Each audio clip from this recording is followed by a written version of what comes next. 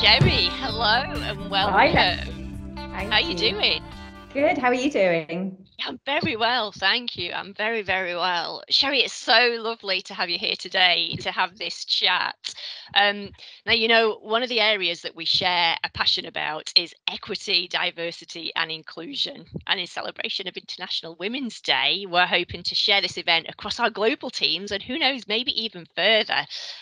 So thank you so much for being our guest today, Sherry. And thanks to everybody that's watching. And I invite you all to join our conversation through comments and chat on whatever platform you're watching on. Let's kick off with some introductions. So I'm Lesley Salmon. I'm the Global CIO for Kellogg. And Sherry, can you introduce yourself and tell us a little bit about you both professionally and personally? Sure. Thanks, Lesley. So, hi, my name is Sherry Vaswani. I am the CEO of Xalient, which is a company that I founded nearly 6 years ago now. Around 4 years ago, Xalient was awarded a contract by Kellogg to provide network and security services on a global basis. We are so proud of the relationship that we have with Kellogg, and even 4 years on, it's a strategic partnership, and we've built and grown together, and I think the relationship's as strong as ever. So, really delighted to be invited today. Thank you, Lesley, and to celebrate International Women's Day with you and working with you and Ramesh and the Kellogg team, really to see what we can do to encourage more women to join the tech sector, and I think to explore how we can create more opportunities for women in leadership roles as well. So thank you. A little bit about me. So I've worked in IT for 30 years. Xalient's my second business. My first company was a company called Worldstone, specializing in telecoms. And I think, my career, it's given me the chance to travel the world and to meet great people, very inspirational people, and even live in New York for a little while. So I think what really makes me tick is the ability to create opportunities in my company for people to develop their own careers. We have over 100 people now.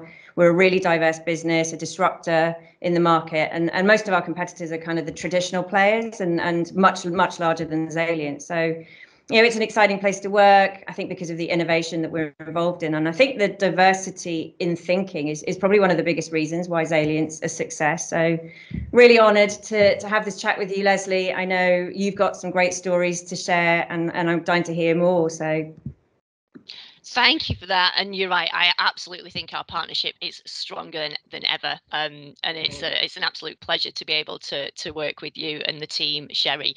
And you break the mold in so many ways. I so look forward to the day when we don't talk about statistics as it relates to females in leadership and technology.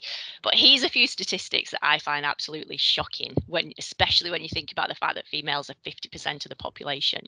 So a 2020 study showed that just 5% of FTSE 350 companies have female CEOs. 5%, and just 32% of entrepreneurs are female. That is a big shift from 4 years ago. That number was 17%. And I think a reason to believe that the focus that we're shining on diversity in recent years is starting to work. And I think it's also fair to say, Sherry, that these stats, from these stats, my own personal experience, you and I very much operate in a traditionally male-dominated industry.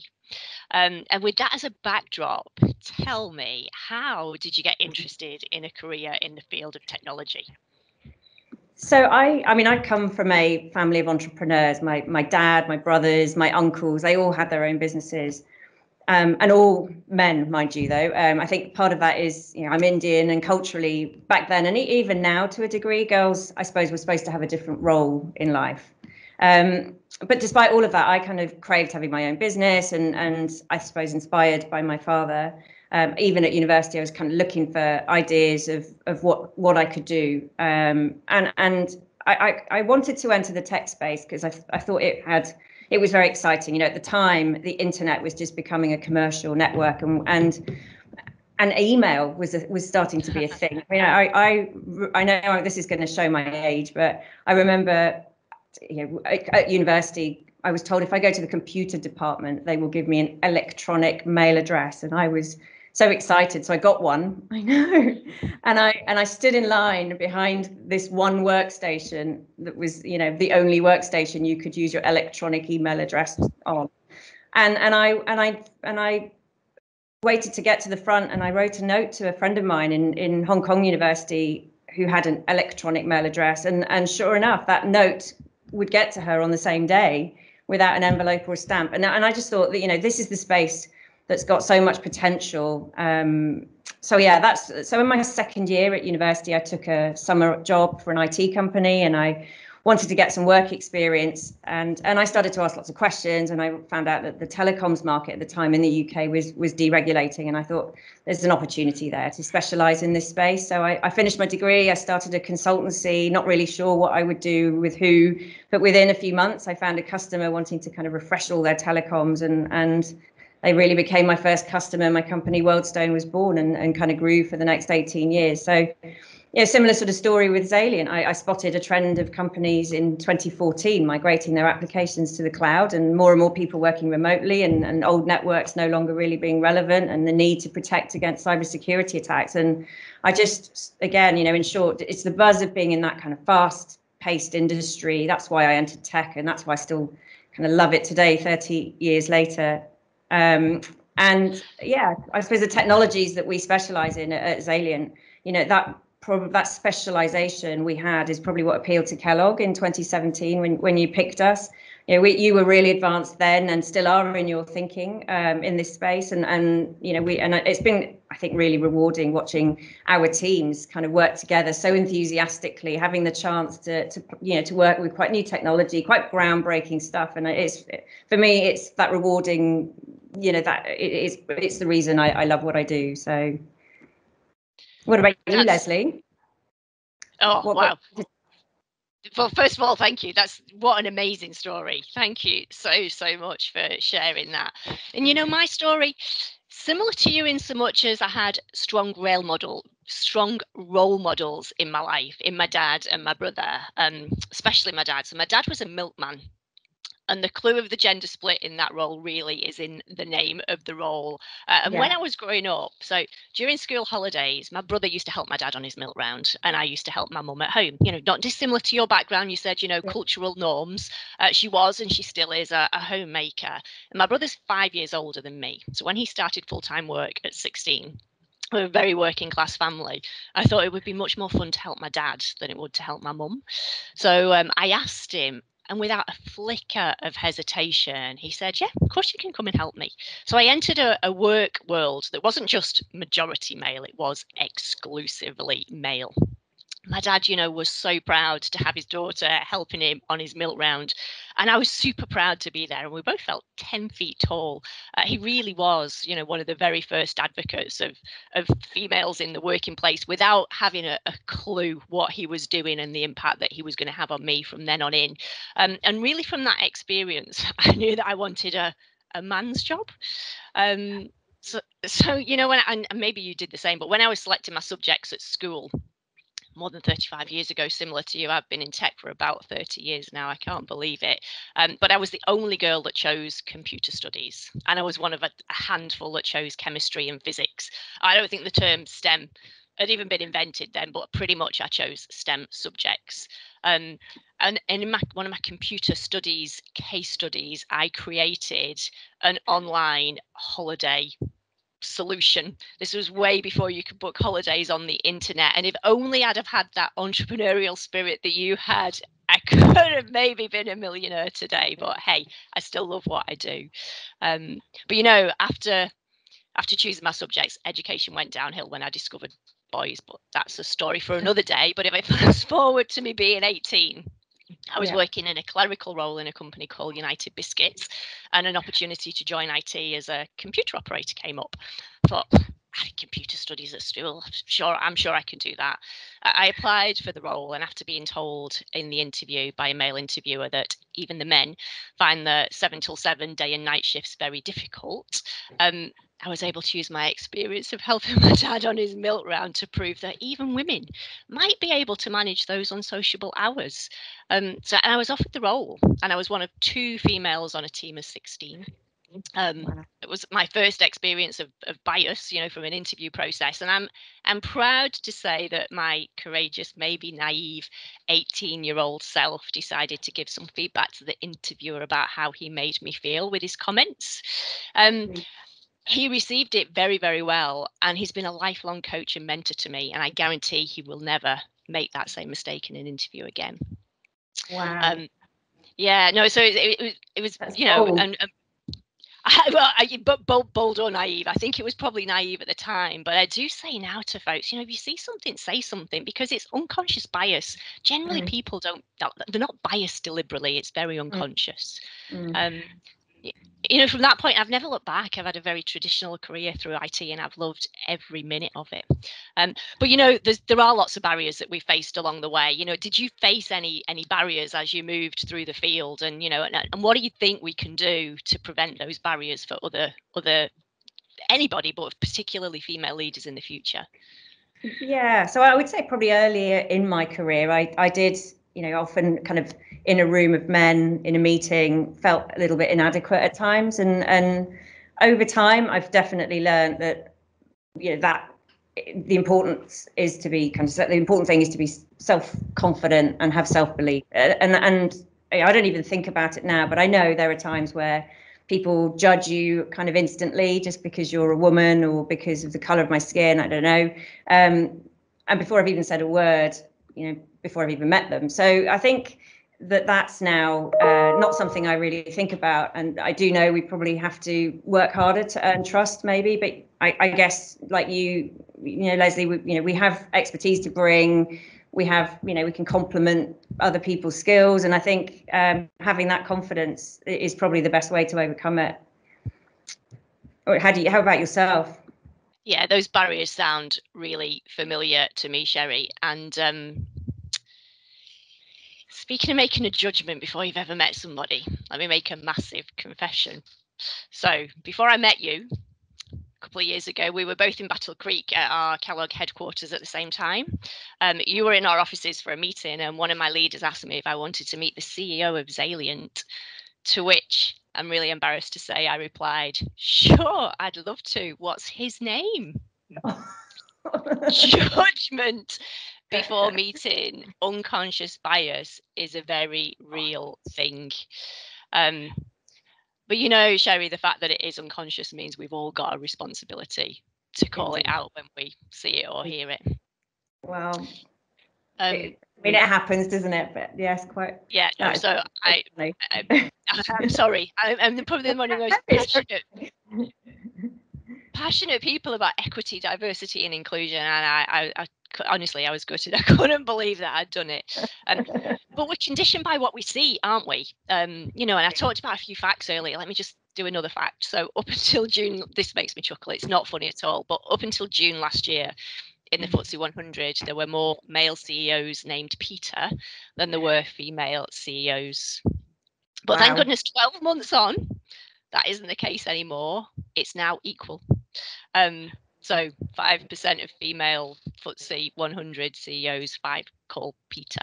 But how do we change this? How do we change this? And one of the things that I strongly believe that we've got to engage people at a younger age.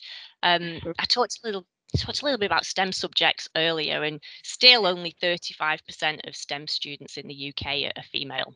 Females are 50% of the population. What do you think we could do to encourage more women into STEM? And where does it all start? Well, I suppose it's got to start at schools and the education system, and I think that's a big topic because there's, I suppose, a different system in every country. But I am quite hopeful as I suppose younger teachers come through and have a bit more tech. Probably they're a bit more tech savvy. They're probably able to kind of better understand the skills needed, and that it doesn't require you to be coding all your life or a geek, that you don't need to major in the sciences necessarily to have a really successful career in the field of STEM. And I think it's so that's kind of partly, I think, where it starts, and big subject because there's plenty to do at that level, I think. But I do think as employers, as we are, we do have another responsibility there, maybe to make, I think first of all, flexible working is key, right? And I think the pandemic's taught us that working remotely is fully possible, whatever your role. So I think that helps attract kind of returners back to work or new entrants into tech, those that kind of need or prefer flexible working. And I think we've at Xalient always supported that from day one. I know you guys at Kellogg as well, pretty supportive of flexible working, right? We are, absolutely. Yeah, locate for your day is what we're moving towards. It's you've got to be forward thinking. Indeed.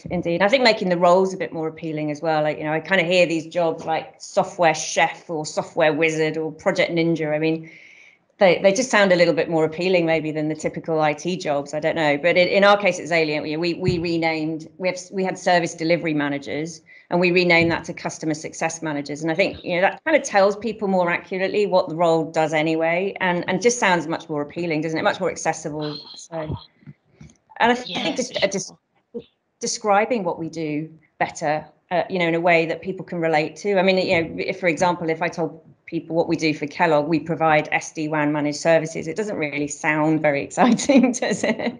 And probably doesn't mean a lot to people, but I guess, if you could probably put into better context what we do for Kellogg that is probably more impactful on the business, for example. And I think just describing it better would be more attractive.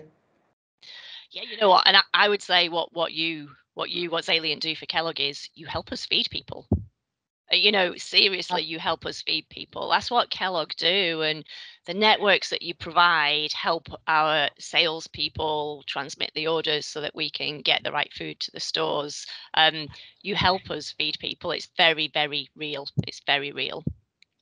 And again, I love what you said about getting into education. I think that's a really, really important place for us to start with, just helping young people understand what their worth is, and what their potential is. And one more thing that I would add, and this is kind of from a business perspective, I do think that we need to get people more junior in their role and help them understand their potential, because a fact is it's females that have the babies. Yeah, biology has not moved along as much now, so it's females that have to go out of work to have babies, and then will they or will they not return to the workplace is a really, really pivotal point in making sure we've got leaders coming through. So I think it's really important that us as leaders and employers really help people, females particularly, understand what's their worth and what's their potential, so that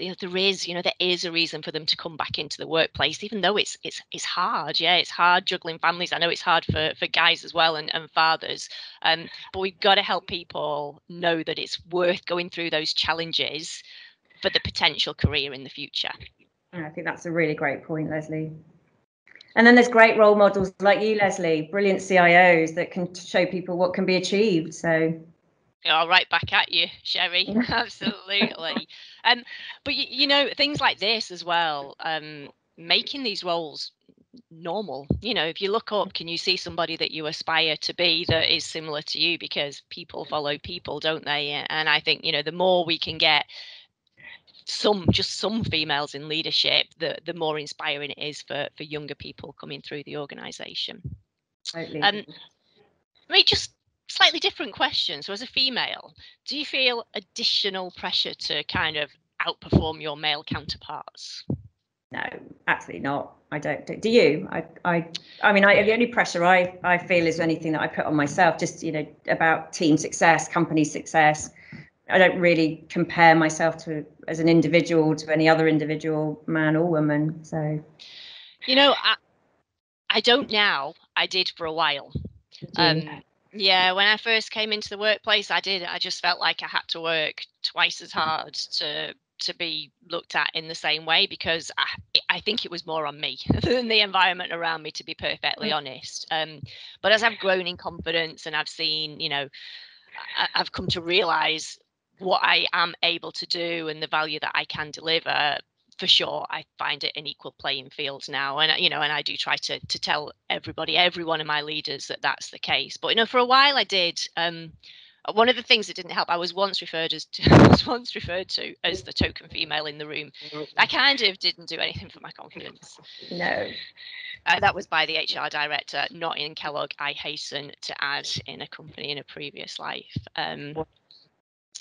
But I think it's going to be companies like Kellogg and companies like Xalient that have really great focus on our people and our leaders and educating people on equity, diversity and inclusion that really normalise the playing field and make it okay to be who you are, and that you're there because of the value that you bring. So Sherry, anything to close us out with? Well, I just think it's a great time to be a woman, to progress in one's career. So much focus really on closing that gender gap. And I think, I think to all women really considering a career in tech, whatever their background, culturally, professionally, just embrace the opportunity and use the opportunity to really stand out. Now's our time. It absolutely is, and what an amazing time to be in tech. Sherry, I've so enjoyed chatting with you today. Thank you so much for your time and being so generous with your thoughts and experience. And if just one person listening to this today is encouraged to take a step into the world of technology, or the courage to speak up if they see unconscious bias, or simply a confidence boost that they can be whatever they want to be, I reckon it's mission accomplished for us. Fantastic. Well, thank you, Lesley, for having me and for chatting with me. So interesting. I love your story, and I know you're a role model for so many people. So hopefully somebody listening there feels the same way. Thank you. Thank you so much. Happy International Women's Day. Happy Women's Day. See you soon. Bye, Sherry. Bye.